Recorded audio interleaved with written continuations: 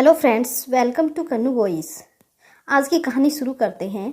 उसके तन पर लाल साड़ी थी, चेहरे पर खुले बालों की लटें मनचाहे तरीके से खेल रही थी। उसकी बड़ी बड़ी गहरी आंखें आज भी बिल्कुल वैसी ही थी। मैंने आज उसके पसंदीदा रंग की नीली शर्ट पहन रखी थी। मुझे तो नीली पहनना ही था। उसने जो मेरी पसंद की लाल रंग की पहन रखी थी। आज कई सालों बाद हम उसी जगह मिले थे जहाँ पर मिलने की हमने प्लानिंग खूब बनाई थी। मेरी आंखों पर चश्मा था, उसकी आंखों में काजल था। मेरे सर पर सफ़ेद बालों की अनगिनत कतारें थी और उसके बाल अब भी वैसे ही लंबे, काले व घने थे। वह बिल्कुल वैसी की वैसी थी जैसा मैंने उसे अपने ख्यालों में रखा था। शायद सच ही कहते हैं लोग, प्रेमी की नज़र कभी प्रेमिका को बूढ़ा होने नहीं देती। हम दोनों के होठों पर खामोशी थी और दिल में कई बातें। हमें मिलना नहीं चाहिए था, लेकिन हम फिर भी मिले। यह वही जगह थी जिस जगह मिलने के लिए हम दोनों ने कभी सपने देखे थे, शहर के बाहर एक पार्क में।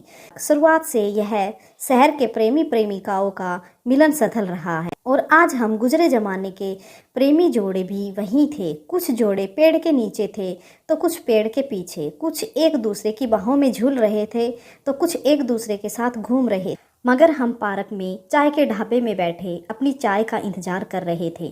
बच्चों के साथ रहती हो? मैंने शिवानी से पहला सवाल किया। नहीं, एक बेटा है, वह फिलहाल अमेरिका की यूनिवर्सिटी में पढ़ रहा है। ओह, और किशोर, वह कैसा है? तुमने उसे कुछ बताया तो नहीं तुम्हारे यहाँ आने के बारे में? क्यों क्यों न बताती?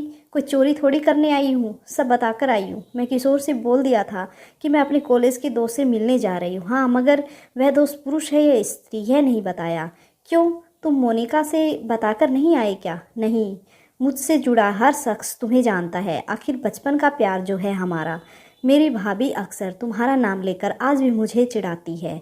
मोनिका भी बहुत कुछ जानती है तुम्हारे बारे में, इसलिए उसे तुमसे मिलने की बात नहीं बता सकता। आखिरकार वह पत्नी है मेरी। तुम भूल गई होगी, पर एक ज़माने में हमारे प्यार के किस्से भी मशहूर थे इस शहर में।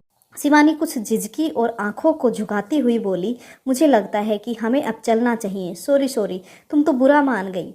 मैं अब कोई ऐसी बात नहीं करूँगा जो तुम्हें चुभे, ठीक है? और सुनाओ, क्या कर रही हो आजकल? एक स्कूल में प्रिंसिपल हूँ, ज़िंदगी में व्यस्त हूँ, और क्या। अभी गर्मी की छुट्टियां हैं तो सोचा कि कुछ दिन यहाँ आकर रह लूँ। किशोर को भी कुछ दिन अपना शहर घुमा दूँ, वह भी अपने बिजनेस में बहुत बिजी रहते। बस यही सोचकर यहाँ कुछ दिन मायके के सुख लेने आ गई। अब मेरी ही सुनते रहोगे या खुद भी कुछ कहोगे? मैं क्या कहूँ, सब तो तुम मेरी फेसबुक प्रोफाइल पर देख चुकी हो। बस दिल्ली में रहता हूँ, नौकरी से रिटायर होकर बीवी के साथ विदेश की यात्रा करना चाहता हूँ। दोनों बेटा और बेटी अपने मन की नौकरी में सेट हो गए हैं। बेटी का ब्याह हो गया है, बेटे का अगले साल ब्याह रचा लेंगे। मैं भी मूड फ्रेश करने के लिए कुछ दिनों के लिए यहाँ आया हूँ। यहाँ आकर बड़ा सुकून मिलता है। खैर, अब हम अपने बारे में बात करें। मतलब, अब तक हम क्या कर रहे थे? अभी भी तो हम अपने बारे में ही बात कर रहे थे। एक तो तुमने जिद करके मुझे यहाँ बुलाया और अब इस उम्र में भी ऐसी छिछोरी हरकतें कर रहे हो। मैं जा रही हूँ, यहाँ सिर्फ अपने पुराने दोस्त से मिलने आई थी, पुराने प्रेमी से नहीं। क्या कहा? फिर से कहो। पुराना प्रेमी। इतना अच्छा लगता है मुझे यह सुनकर, मैं शब्दों में बयान नहीं कर सकता। शिवानी, तो मत करो। भूल हो गई है मुझसे जो तुमसे मिलने आ गई। यह कहती हुई शिवानी एग्जिट की तरफ चल दी और मैं तभी घुटनों के बल बैठ के उसे रोकता हुआ बोला, चली जाओगी? फिर कभी लौट कर न आने को चली जाओगी? जाओ, सब तुम्हारी मर्जी है। हमारा प्यार कभी मुकम्मल न हो सका। हम एक जाति के नहीं थे। तुमने अलग होने के लिए कहा और मैं तुमसे अलग हो गया। हम चाहते तो हिम्मत दिखा सकते थे, पर तुमने घर परिवार का वास्ता देकर रोक दिया था। आज जो इतनी मुश्किल से घड़ी दो घड़ी मिली हो, इसमें भी रूठ कर जा रही हो। तुम्हें शायद नहीं पता कि तुम सिर्फ मेरी प्रेमिका ही नहीं, बल्कि तुम मेरी दोस्त थी, तुम मेरी मार्गदर्शक थी, तुम मेरी जान थी। मानी, आज मैं तुमसे मिलकर सिर्फ पुराने दिनों को याद करना चाहता था, तुम्हारी ज़िंदगी को पढ़ना चाहता था। क्या तुम अपनी पुरानी सहेली से अब नहीं मिलती? तो मुझसे मिलने में तुम्हें कैसी झिझक? अच्छे दोस्त की तरह हम क्यों नहीं मिल सकते? बस कुछ पल के लिए मेरे पास बैठकर बातें कर लो, फिर चली जाना हमेशा के लिए। शिवानी भी कहाँ जाना चाहती, वह भी बातों का पुल लेकर आई थी। हम दोनों ने टेबल पर रखी चाय वैसी की वैसी छोड़ दी और हम नदी के किनारे जाकर बैठ गए। हम एक एक गुजरे पल के पन्नों को आज की किताब में जोड़ते रहे। काश हम इस दौर में जन्मे होते। अब तो दूसरी जाति में शादी करना कोई बड़ी बात नहीं है। हाँ, कुछ मुश्किलें तो अब भी हैं, पर पहले के ज़माने से आसान। अब शिवानी खुद वही बातें करने लगी थी जिनको करने के लिए उसने मुझे रोका था। हाँ, उस समय अगर हम शादी कर लेते तो न जाने क्या बवाल होता। मैंने भी उसकी बात का समर्थन किया। खैर, जो हुआ सो हुआ। अब तुम अपने जीवन में खुश हो, यही मेरे लिए बहुत है। हमारे पास अनगिनत बातें थी, पर समय एकदम गिनती का। इतनी सी देर में उसने हमारे न जाने कितने किस्से सुना डाले और मैंने हमारी न जाने कितनी ही कहानियां समेट ली। गार्ड की सीटी ने हमें बताया कि अब पार्क बंद होने का समय हो गया है। हम दोनों ने एक दूसरे को अलविदा कहा। हमें पता था कि यह हमारी आखिरी मुलाकात है।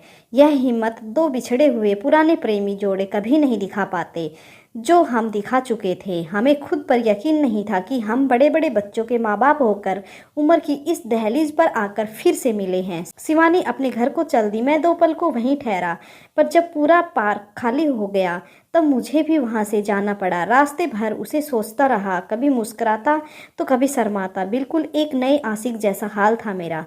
मगर लड़कियों का हाल लड़कों जैसा नहीं होता, फिर चाहे वे उम्र के किसी पड़ाव में क्यों न हो। शिवानी भी आज डरी हुई थी। वह पूरे रास्ते यही सोच रही थी कि कहीं किसी ने उसे देख तो न लिया होगा। मैं घर जाकर मीठी नींद में सो गया और वह घर जाकर कटघरे में खड़ी हो गई।